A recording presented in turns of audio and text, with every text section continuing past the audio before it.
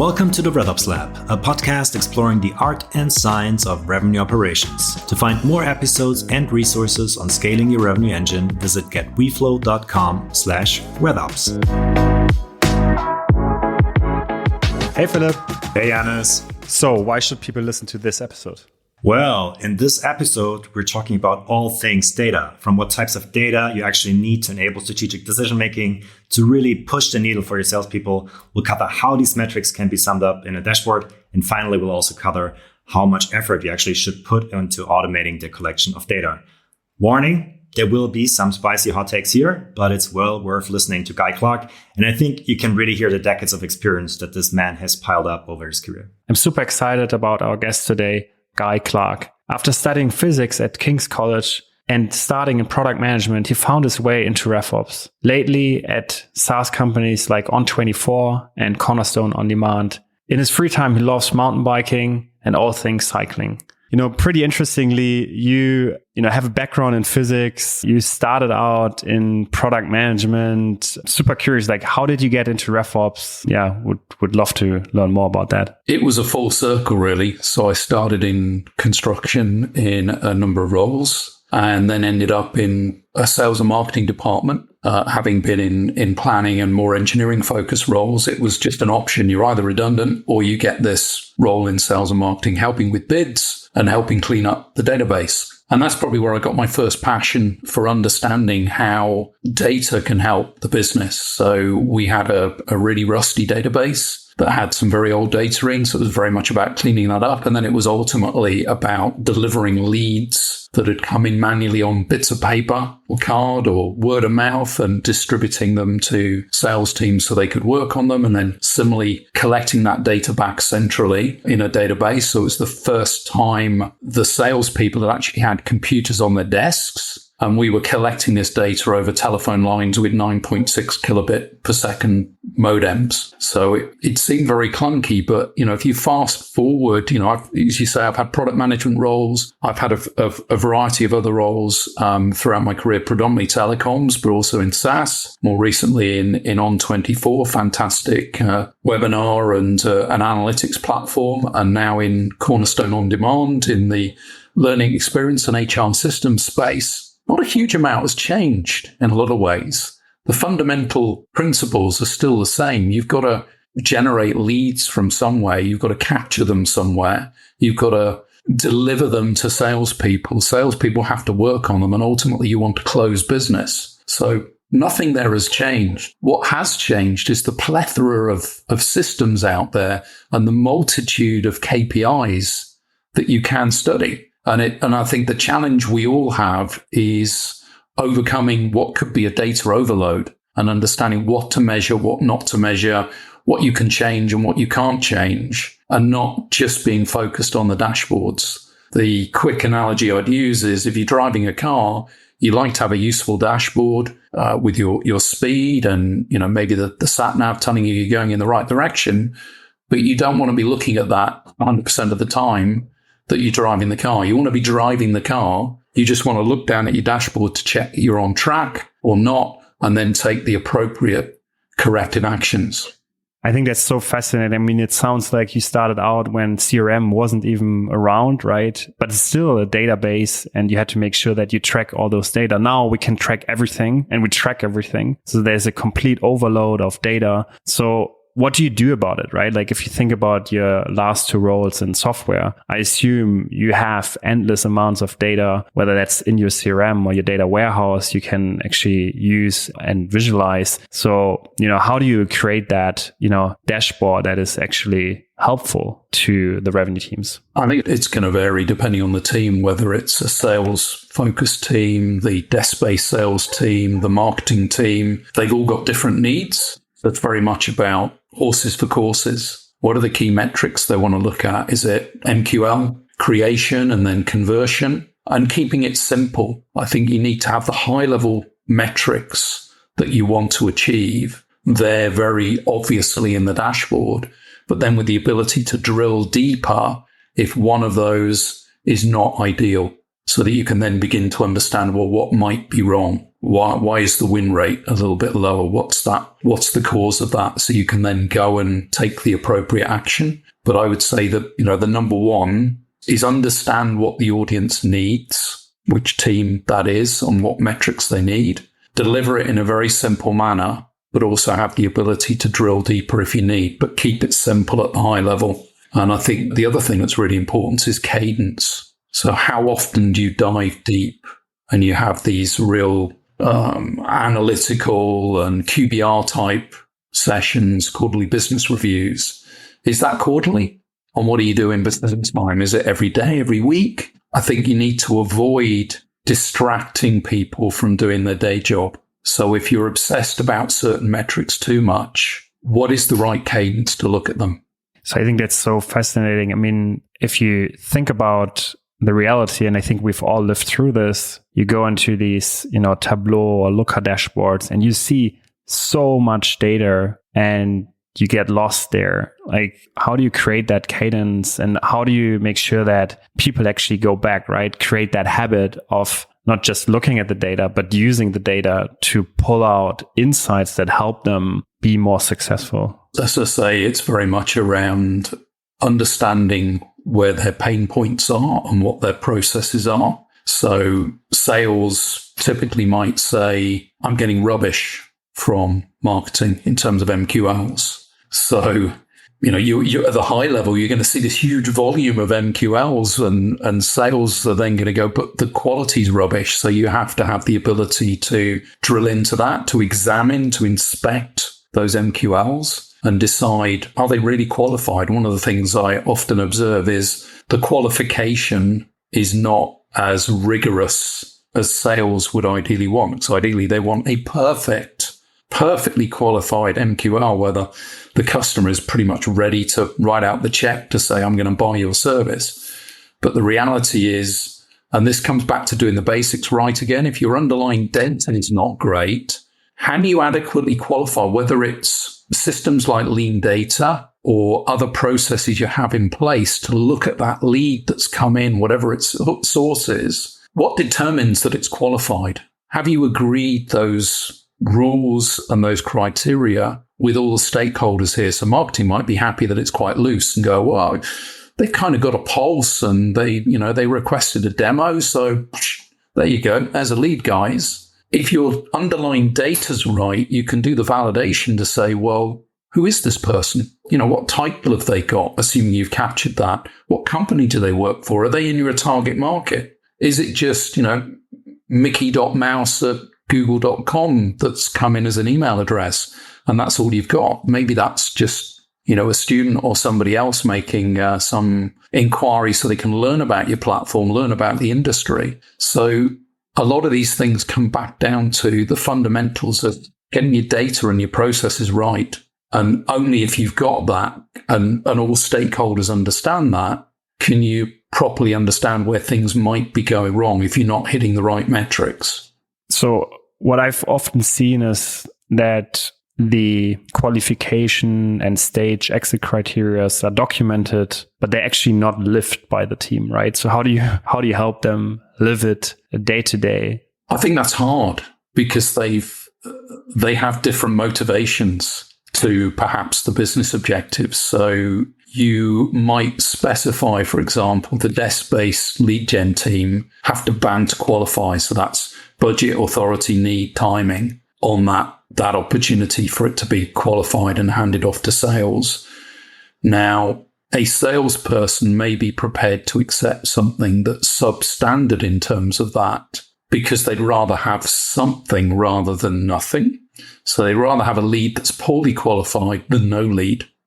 I think that's very difficult to police unless you've got very binary criteria and they're evident on the opportunity itself. Things like that you'll never get around. And maybe it's okay. Maybe it's absolutely okay for a salesperson to get a slightly poorly qualified lead because maybe they're in a better position to turn it into a qualified lead, particularly if you're not necessarily immediately selling to a customer who's decided, I need X. Here are the criteria for X. There's my shopping list. I want that. If you're in the space, and we are to a certain extent in Cornerstone of selling a vision where you're trying to encourage companies that if they look after their employees and train their employees well, they improve retention, the skill set of those employees improves, and they become more productive and better employees. Not every chief HR officer is sat there thinking that is their number one mission. So a lot of times in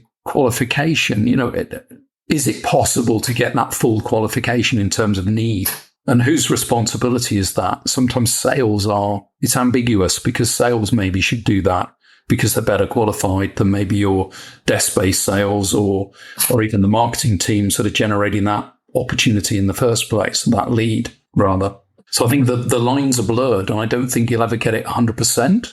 And you have to accept that certain things are grey. But if you're measuring the overall journey in the metrics, ultimately, whatever that journey is and whatever those dropout rates are between, say, marketing with their MQLs, desk-based lead gen people or BDRs who are evaluating those, determining whether they can qualify them further before handing them off to sales, as long as you can follow those steps and look at the fallout and you're happy with the ratios, then I think it's fine. That you'll never have an absolute sort of theoretical best practice. It's like the way I understand you right now is essentially, so it's fine to keep things quite simple, because like through simplicity, it actually becomes like tangible, easy to understand. People can sort of like grasp what the KPI is about. And that's already like a really good baseline basically to have,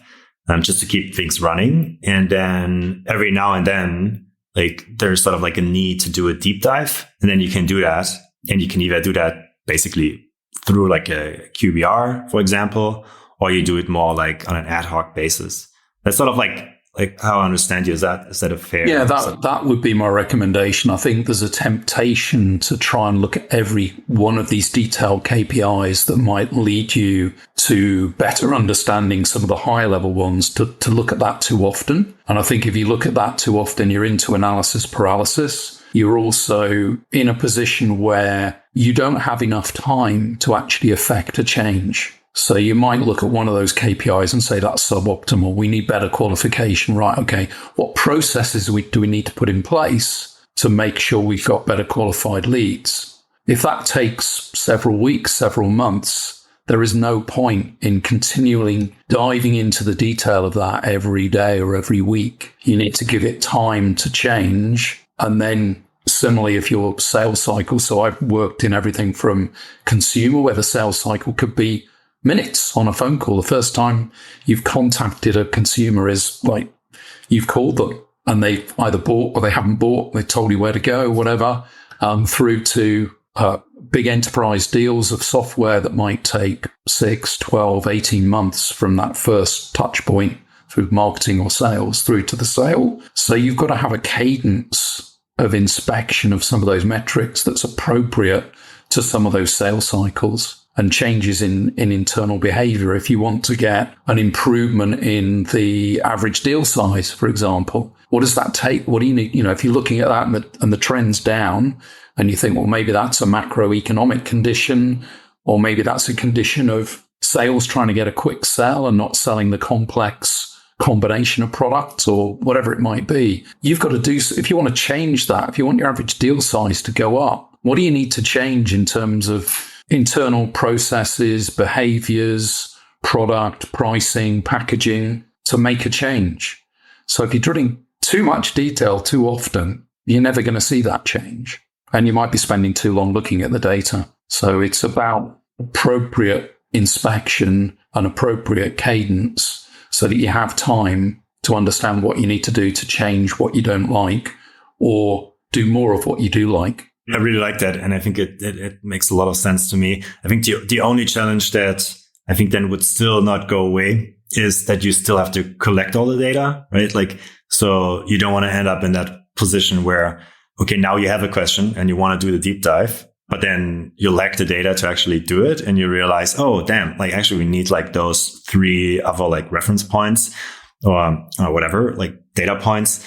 to actually come to like a legitimate conclusion. And then you can only start collecting the data from that point where you realize it. And then, it takes like another 6 months. So like, is it fair to say that you're more like a proponent of like, keep it simple, but collect all the data that you can collect?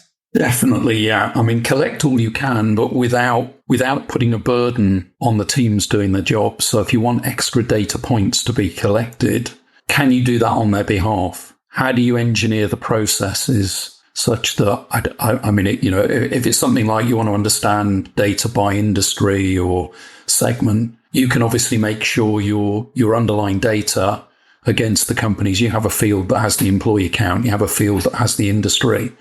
If there are other data points you wish to be captured, try not to put that burden on sales or other people in the process if it's not also helpful to them. So don't say, I want you to capture these 200 extra data points so that we can better understand what's happening in lead gen through to qualification of opportunities through to actually closing opportunities. Try and make it a natural part of their process that aids them as well. And if you can automate that in whatever way, then that's absolutely as it should be. Yeah, I think there's different type of data, right? Like data you can automate and just enrich and clean automatically. And then there's data where you need the input of sales folks. And I think especially around qualification frameworks like MEDDIC or SPICE or BAND, right? Like that's often the case and often fairly challenging to achieve. But if you have an overload of data or fields that are required and nobody understands why they should actually do that, and it slows them down, you basically put everybody on a piece of glue and slow them down collectively, and that can be extremely costly. And I think that's similar to the cadence topic you refer to, right? Where if you have a cadence that is maybe should be monthly but it's run weekly, and the entire leadership team is doing the pipeline reviews and forecast calls weekly, but the sales cycle doesn't allow for it, it actually creates a lot of overhead. So I'm curious, about your experience there, right? Like, I mean, you alluded to it a bit, but I'd be curious to learn a bit more.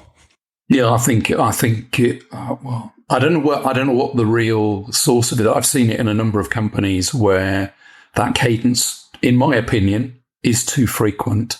The analogy I'd use is, if you've got somebody digging a hole, and maybe they've got to dig a hole every hour, and over the day they've got to dig 8 holes, but maybe you've said, well, they need to increase productivity. We really need 9 holes a day or 10 holes, or why can't they do 12? And you then say, right, we need to do some reporting. We need to understand why this hole digging is not quick enough. So the temptation of management in whatever it is, whether it's forecasting or other processes, I've seen it so often in different companies, is to inspect too often and to say, right, okay, Mr. Hole Digger, 5 minutes into their first hole, it's like, how's this going? How much soil have you thrown out of the hole so far? And what were the challenges? How did you cope with those stones? And what about the sand? And what about the clay in there? And how's it all going? Can you describe that for me? And what do you think is going to help improve the process? And they tell them, and basically maybe the conclusion is, I just need a bigger shovel, or I need a mechanical excavator. 5 minutes later, you're in there again asking them what they're doing and how it's going, instead of stepping back and go, right, okay, let's give them some help. Let's change how they're doing their job. Let's give them a mechanical excavator, or let's give them a bigger shovel, and then let's step back and see how that goes, and not inspect in 5 minutes, because we're then taking time away. So that poor individual digging a hole, instead of spending 60 minutes digging the hole flat, they spent 5 minutes digging, then 5 minutes having a conversation, and then 5 minutes digging. So actually their productivity halved. That's a pretty extreme example, but I've definitely seen examples in business where people are spending 50% of their time reporting and getting those reports produced and being able to articulate them on fire drills in the morning or whatever it might be, rather than getting on solving the challenges that will move the business forward. So, okay, if management want to inspect something every 5 minutes, fine. Let them inspect it every 5 minutes. So back to the hole digging scenario, you'd put sensors on the shovel. You'd put sensors on the individual. You'd put a depth gauge showing them how far they've dug. And then they can look at a dashboard and say, right, okay, how many holes has this person dug? How deep are they? You know, how many shovel strokes do they use, et cetera, et cetera.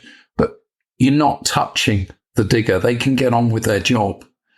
So that's how I think most reporting should be. It should be unintrusive wherever possible for the people doing their jobs.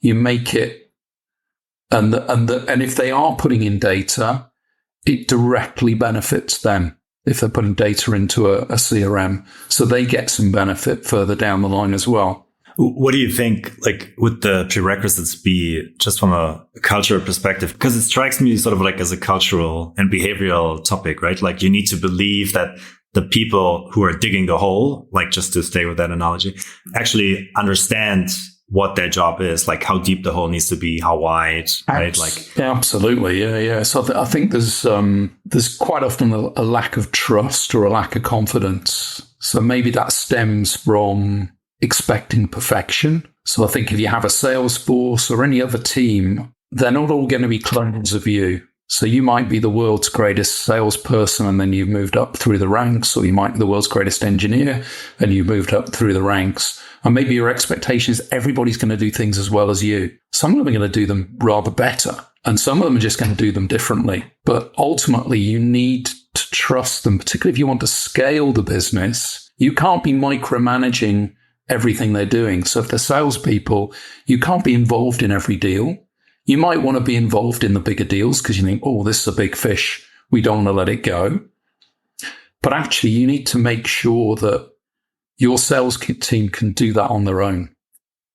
So you need to learn to let go. It's hard for all of us. It's like letting go of a child to go to school on their own for the first time. You need to let your salespeople, your engineers or your product demo people, you need to trust them to do their jobs. And you need to not micromanage that. Yes, inspect it and see, where do people need help to be better, but have the trust and empower them to do their jobs. Yeah, I absolutely love this theme of measuring everything, but not interrupting the day-to-day workflow, and then feeding it back into the Salesforce as a value, not as a thing that they have to take care on top of their already very busy days, right? I think that's really powerful, and something that unfortunately often isn't the case. I mean, I'm curious, I think these interrogation, pipeline reviews, forecast meetings, I think we've all been there, seen it, right? Like it's painful and it's culturally difficult, from my point of view. But it feels a bit like, yes, we can measure everything, but then there's still key information missing, right? Buyers don't see themselves being qualified into band and medic and spiced, right? So somehow, do you think that, the data quality on a deal level is often, or the insights on a deal level are often actually problematic? So yes, you can level it up and you have leaderboards and you have, aggregated dashboards. But then once you basically inspect, there's a lot missing, and that's leading to the interrogation. Or do you think it's other core reasons? I'm trying to understand, why is it, so often that these sessions feel more like interrogation rather than jointly winning together? Again, I think it depends on how well you're doing against your forecast currently. I think a lot of this inspection can come from pressure. So if you're not hitting the numbers, if you've got a target of 10 million and your forecast is saying it's going to be 7 or 8 or something below that, or you're saying it's going to be 12, but nobody has confidence in the 12, they really think it's only 6 or whatever, it comes from that pressure.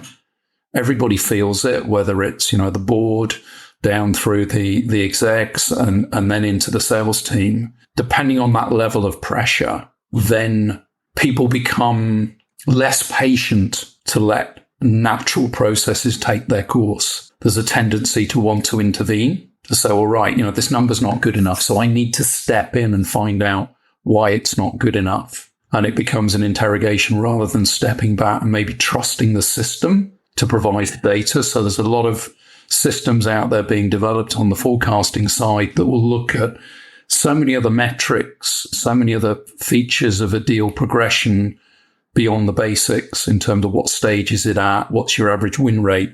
They're looking at, as yours does and other providers out there, you're looking at how much activity is there on that deal, how many emails are going to and fro, how many appointments and meetings have they got with the client, as well as the duration in stages and other factors. And that builds up a more detailed picture that you can learn from. Machine learning and AI can begin to build a better picture of whether that deal is likely to win. So I think these senior management who are rightly under pressure and rightly feel that pressure and feel the need to want to inspect, I think over time need to trust the systems, that the systems are telling them, this is your forecast. Step back. It's either not good enough or it's good enough. You now need to worry about how you change it, but don't interrogate your people unnecessarily, and certainly not too regularly, such that they're actually not doing the work to get better. You need to step back and think about how you make things better and then help the teams do that. Look, I think this is a fantastic closing remark. Before we let you go, just a final closing question we ask every guest. So, you've been around for a while, right? And I'm curious, what would you tell yourself if you were to start new into RevOps? What was your biggest learning, or what are the things you would tell yourself? It's amazing how much you're going to see change, but at the same time, how little, because the processes, particularly when we look at sales, are very much the same. There are different tools there to help people do their jobs. There are different tools there to extract information and analyze it. But the underlying process of having to communicate with human beings, negotiate, create a need, maybe negotiate a deal, close a deal, and drive a business forward, very little's changed there.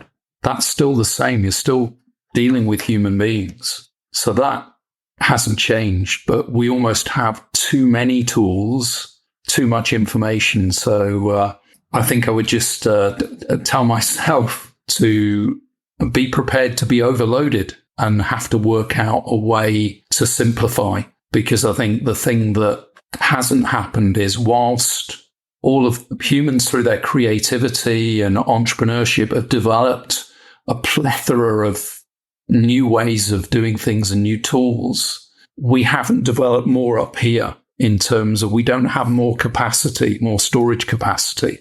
We don't have necessarily any more ability to do more in a day, apart from where we've got productivity enhancing tools. But particularly here, we can't think about a million things at once. We can maybe only handle a small handful. So it's about simplification. How do you cut out the noise and concentrate and prioritize the things that are most important, whether it's in your life or in your business?